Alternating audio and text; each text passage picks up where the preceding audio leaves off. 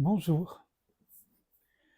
Aujourd'hui, je vais vous lire des extraits d'un livre étonnant et magnifique selon moi, d'un monsieur irlandais mais connu sous un nom chinois, Wei Weiwei, qui était entre autres un grand ami de Douglas Harding et de Jean Klein, et de bien d'autres, mais ces deux-là, j'en ai déjà parlé, donc je m'y réfère. Voilà. Donc ce livre a été republié aux éditions Almora. C'est Les doigts pointés vers la lune, sous-titre Réflexion d'un pèlerin sur la voie. Donc ce monsieur a vécu un peu plus de 90 ans, de 1895 à 1987. Voilà. Et j'ai choisi quelques extraits.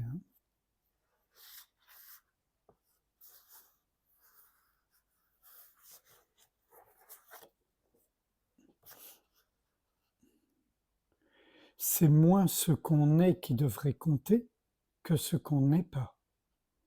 Acquérir des connaissances ne devrait pas être notre premier but, mieux vaudrait se débarrasser de l'ignorance, qui est fausse connaissance.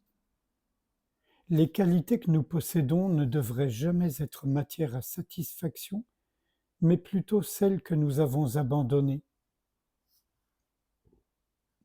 Derrière le conditionné est le non conditionné.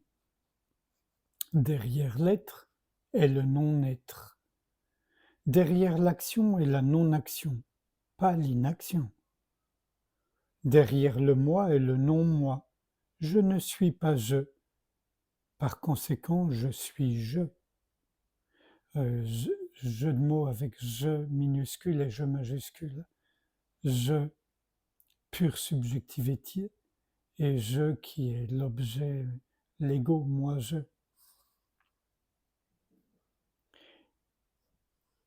Le Prajnaparamita Sutra l'a dit il y a 1000 ans, transformer je en non-je, et alors, non-je deviendra je. Seul Dieu est je. Je suis seulement je dans la mesure où je suis Dieu ou l'absolu, c'est-à-dire mon principe.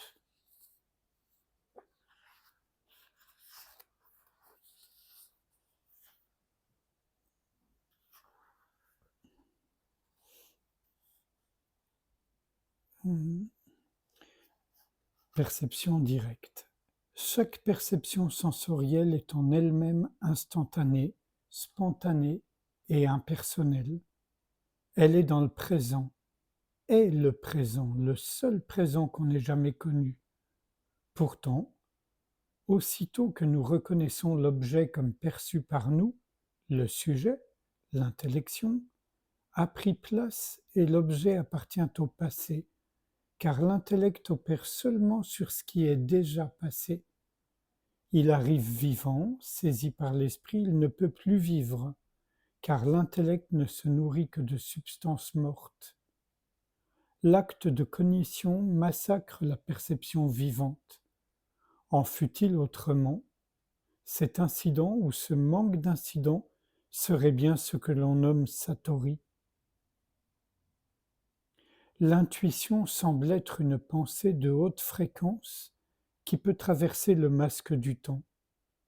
Si la densité est une fonction de la fréquence, satori pourrait être une augmentation des processus mentaux jusqu'à atteindre une fréquence donnant accès à une dimension supplémentaire. Le royaume céleste est à l'intérieur. Nous vivons entièrement à la surface et tout ce que nous faisons est superficiel. Aussi loin que nous pénétrions, aussi profondément que nous creusions, et aussi élevé que soit le degré de dissection des particules que nous brisons, nous ne trouvons jamais rien d'autre que des surfaces.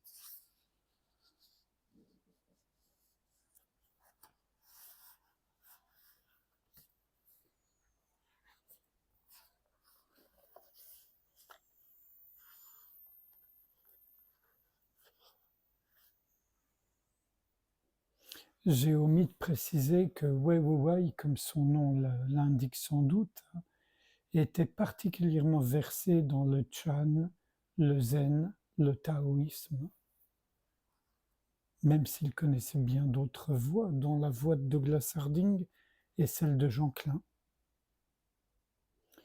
La nature non duelle égale la véritable nature, égale l'essence de l'esprit, égale le Tao.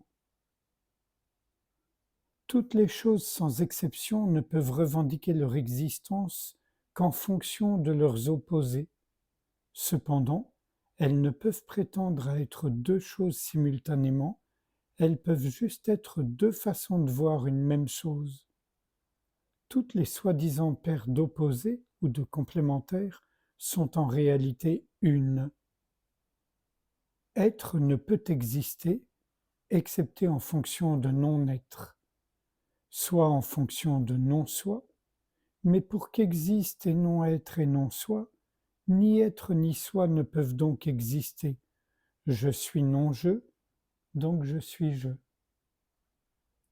Par conséquent, tout ce qui est ou pourrait être est à la fois lui-même et son opposé ou complémentaire.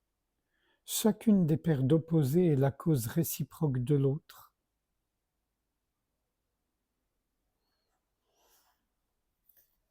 Évidemment, comme ça, comme ce sont des extraits, ça peut sembler un peu ardu en réalité quand on se laisse porter par la musique de la formulation de Wei Weiwei, par sa parole.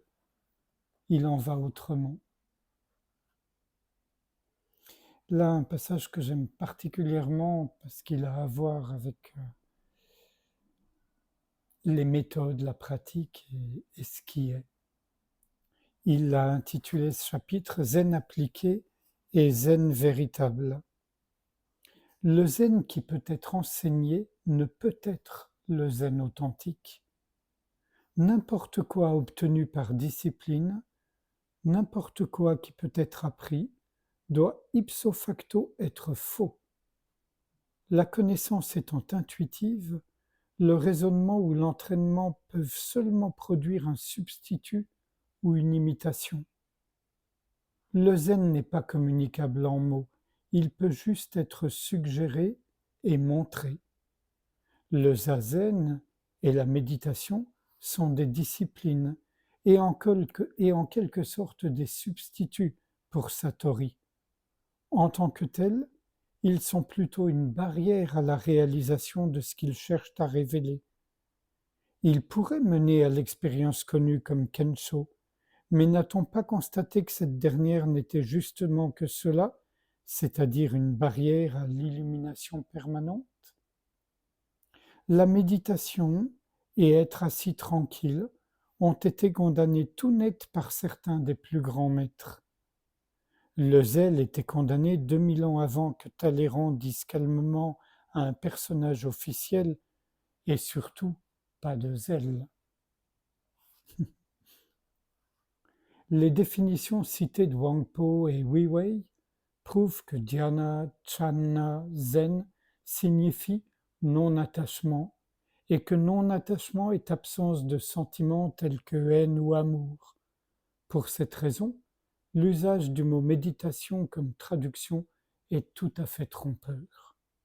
Cependant, un état d'attention lucide exempt d'idéation est en adéquation avec le zen et pourrait aussi être considéré comme une forme de méditation, complétant ainsi le cercle et réconciliant les deux concepts.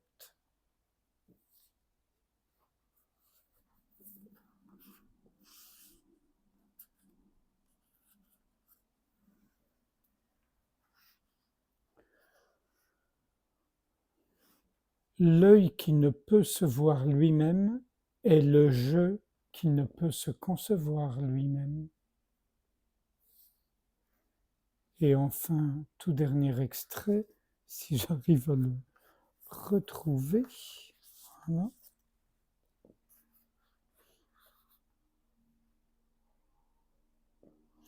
Lorsque nous nous efforçons délibérément de saisir le présent par tout acte de discipline, en d'autres termes par la volonté, c'est-à-dire par le biais du mécanisme de l'ego, nous sommes simplement en train de fixer notre attention sur le passé le plus récent.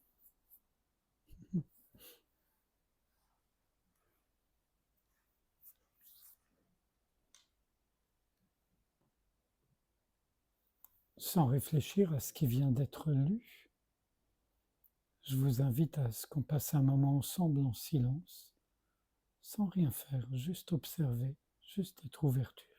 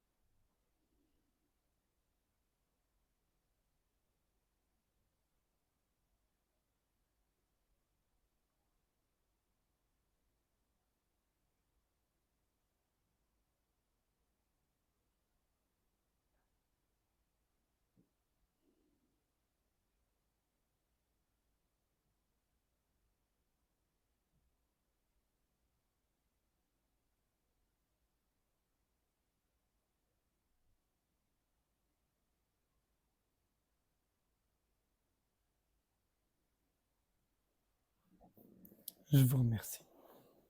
À bientôt.